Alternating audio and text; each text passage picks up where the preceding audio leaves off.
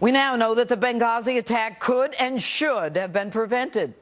But here we are, 16 months later, with an administration that still continues to skirt the truth. With me, Fox News national security analyst K.T. McFarland and former CIA covert operations officer Mike Baker. All right, K.T., you've been an assistant secretary of defense. You have been involved in some of these meetings where people are prepared before they go on television, and you've been involved before someone goes out and makes a statement for the administration, like Susan Rice, on something this big. What do you make of the fact that now we know that there was no spontaneous demonstration, that there was no video that prompted this to happen? Well, we know that the president knew. I think even more importantly, because the Secretary of Defense and the chairman of the Joint Chiefs of Staff, within minutes of the attack, within hours, they went to see the president. Now, it's inconceivable that they didn't say, Mr. President, we're under attack in Benghazi. We're worried. We can't find the ambassador. They told the president that they were under attack and that it was likely al-Qaeda affiliates doing the attack, terrorists. But let's go back to the preparation of the statement. I mean, if there was no connection, and I read every word of this intelligence report. I did too, yeah. If there is no connection between a video, this anti-Muslim video, and the attack, who comes up with the idea? How many people have to be involved for the manufacture and the proliferation of a lie so that everybody's on the same page? Okay, well, the fairy tale would have been written presumably. Probably the lead would have been at the White House, the National Security Council. They would have vetted it. They would have had public affairs officers from CIA, state, defense in on the conference call. They would have sent the emails back and forth to make sure that everybody sort of was signed on to that. And then it would have been given to Secretary Rice. I mean, to then Ambassador Rice. Right.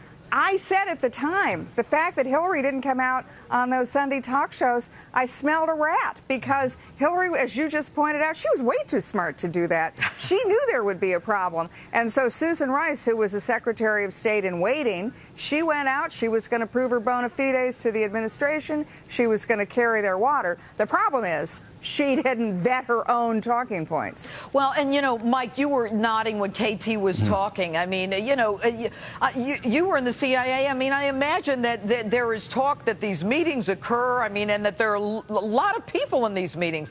Everybody is kept to the narrative of this fantasy anti-Muslim video. I mean, how in line can this administration keep these people? Right, it's incredible. First of all, Judge, and I've said this before, but your willingness, your desire to keep Benghazi in the spotlight is incredibly appreciated by the intel and military communities. Second, never before, frankly, in the history of Washington review groups or panels or committees have we waited longer for a report to tell us what we already knew. The attack was avoidable. The attack was avoidable. Warning signs were willfully ignored. Al-Qaeda was involved. And this story about the video that was spun by the White House was complete crap. So, I mean, the sad part about all of this is that I do disagree with those people who think somehow this news, this report, is going to somehow negatively impact Hillary Clinton's run for 2016. I don't think it's going to have any result. Well, no, so what does that tell you? The sad Mike, part what of does that tell you? Well, it tells me that we've all got attention deficit disorder in this nation. It tells me that we all trying to chase the next shiny object. And frankly, the White House has been very successful in their block and delay tactics. And I think this was a political calculation by the Democrats to say, look, OK, that's it. This story is not going away. So here's what we're going to do. We're going to be bipartisan on this committee report. And then that's it. That's going to put a cap on it. And we're done with it. No. Go ahead, KT. OK. Now, I think what the committee has shown is what happened. That report shows you what happened. These are the facts. These are the facts. But it doesn't say why and it doesn't say who.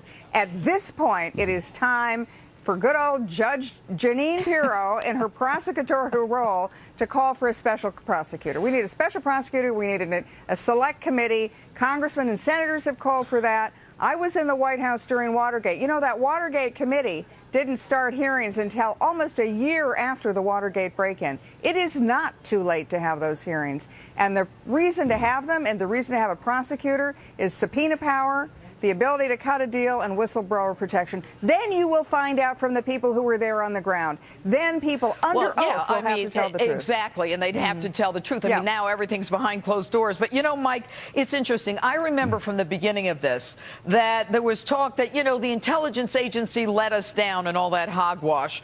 And, you know, they then say that, you know, the CIA and the intel community or whomever were not talking. But what I found interesting in the report itself is that Benghazi was severely under-resourced with regard to weapon ammunition, safety, masks, you know, and they refer to the things that would have helped in the blaze. But they say, in contrast, the CIA, in response to the same deteriorating security situation, consistently upgraded its security posture over the same period. Right. You know what that tells me? That tells me that they were throwing the CIA under the bus, but the CIA is the one who took action and tried to increase security when the State Department did not. Am I interpreting that wrong? No, you're interpreting it right. I mean, the CIA, and by the way, the agency is used to being thrown under the bus. No other agency in the U.S. gets thrown under the bus more often than the agency. That's just what happens because we're not in the position of defending ourselves because there's a sources and methods issue and you just turn the other cheek and you're going to get it smacked. But the honest-to-God truth here is, yes, there were so many signs here. And if State had paid attention to that, we would have had the proper counter-surveillance program in place. We would have had a very robust counter-surveillance program. We would have a hardened perimeter security system. We would have had an upgraded Marine security guard detachment. Meet the minimum standards required from what happened in Kenya and Tanzania. I mean, this is no surprise. Absolutely. And you know what? I'm going to say thank you to both of you. KT, great idea, Special Prosecutor. I'm not holding my breath on that one. Thank you, Mike Baker, KT McFarland. Thank you, Jeanine. Thank you. All right.